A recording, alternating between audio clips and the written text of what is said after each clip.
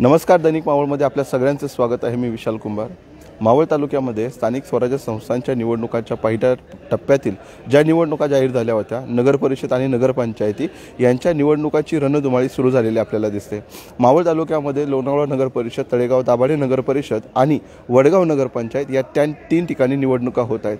मागच्या काही दिवसांपासूनच्या राजकीय घडामोडी जर पाहिल्या तर मावळ तालुक्यातील सर्वात प्रमुख दोन पक्ष जे म्हटले जातात, भारतीय जनता पार्टी आणि राष्ट्रवादी काँग्रेस पक्ष, हे दोन्ही पक्ष जिल्हा परिषद असो, पंचायत समिती असो आणि या तीन ठिकाणच्या नगर परिषद नगरपंचायती असो, या ठिकाणी स्वबळावरती पुढे जाण्यासाठी आग्रही असलेले दिसतात। लोणावळा नगर परिषद, वडगाव नगरपंचायत या ठिकाणी तशाच प्रकारचं वातावरण आहे।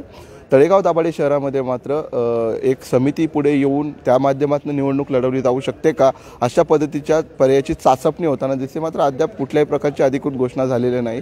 ज्या कारणासाठी आता आपण बोलत आहोत ते कारण आहे आता वडगाव नगरपंचायतीचं। काही वेळापूर्वीच राष्ट्रवादी काँग्रेस पक्षाकडून वडगाव नगरपंचायत या ठिकाणी पत्रकार परिषद आयोजित करण्यात आली होती। आपल्याला सगळ्यांनाच माहिती की आज सकाळी लोणावळा येथे राष्ट्रवादी काँग्रेस पक्षाची पत्रकार परिषद झाली। त्या पत्रकार परिषदेमध्ये राष्ट्रवादी काँग्रेस पक्षाचे तालुका अध्यक्ष गणेश खांडगे यांनी स्वबळावरती आम्ही लोणावळ्याच्या निवडणुका लढवणार असं म्हणत 15 ठिकाणच्या नगरसेवक पदाच्या उमेदवाराची घोषणा केली, सोबतच नगराध्यक्ष पदाच्या उमेदवाराची घोषणा केली।